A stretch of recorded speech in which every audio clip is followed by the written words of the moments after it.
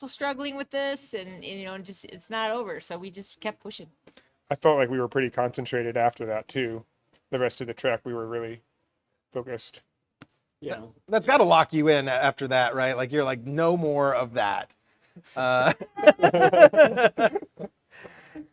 So you start working your way up through the field.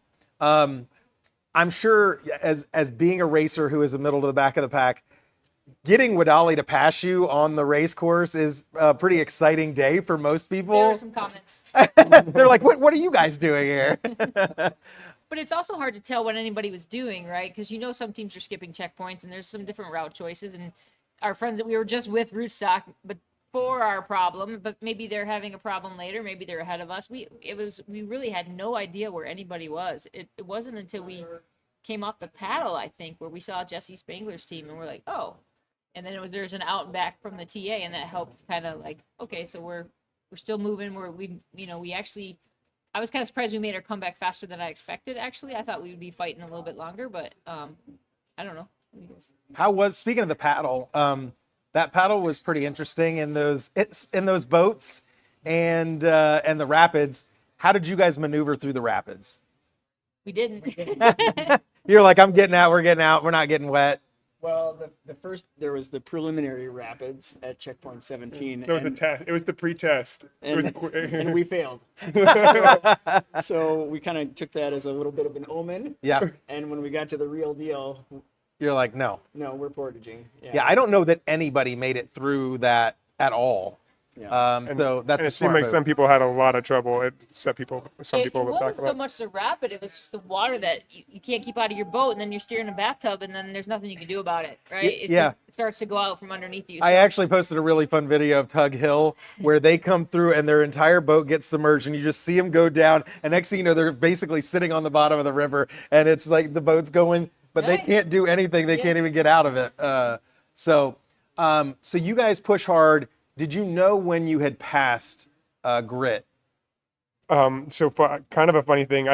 People don't know it. Like when the punches that we have, that when we to show that we were at a checkpoint, we put this little stick in a little box, and it goes beep. The boxes are actually set up so that they turn off if they haven't been used in a long time, and so. When you put your stick in and it hasn't been used in a long time, it takes a while to turn. It takes an extra second. But I mean, you go from 1 second to 2 seconds, and when you've been hearing beep, beep, beep, beep, and then it's like beep, then you're like, oh, I noticed something. And so we got to one, and I said to them, I'm like, I'm pretty sure that one was just woken up. The only time that's typically the case is if you're the first one in the race to do it, to punch that box. And we're surprised because we didn't think we would be the first one at that punch, but we had an idea. Like, I mean, we didn't know. It was a guess. It was like maybe, and then so. But that makes sense why none of the rest of us would understand that little delay means that you're in first place. Because it's usually you guys. So And anytime there is, we're always usually excited. I woke it up. When Brian said that, we're like, yeah. Spangler got out ahead of us. We were kind of surprised that somehow we passed them on the trek. did you like the photo O course? Because I tested that out. It was interesting, and that town is super cute. I did. It was something different. It Yeah. was difficult I think it was difficult in the dark. Oh We yeah. were there right at sunset, and we could kind of get a feel for it before the lights went out. But yeah, it was. I think some teams had it easier if they were full light compared to the ones that all in the dark. But it was something fun. I thought so too, because especially the one where you had to be on the other side of the river and you had to basically match the stones in the bottom of the picture with the gazebo, but the gazebo's covered and you wouldn't have even seen it in the dark, and you wouldn't see the silhouette of the rocks in the photo. So good on you guys for getting those points in the dark. What was your highlight of the race? Getting on the 6th floor. Of Yes. the Finishing. I mean, that was unique, a very unique finish, right? But also you're like, man, I really got to climb this thing at the end of the race. It was a nice grade. It could have been way worse. Yes. It was way harder on the trails for us. Obviously, other than the navigational issue at the very beginning, any super low points for the team? I had a good rookie move where I left the tracker on my PFD and we lost yeah. 13, 15 minutes, I think. 15 Oh, minutes no. running back. At least I realized it. Yeah. I'm usually always on with that, but no, just, I've only done a couple of these, so it happens. Just a few.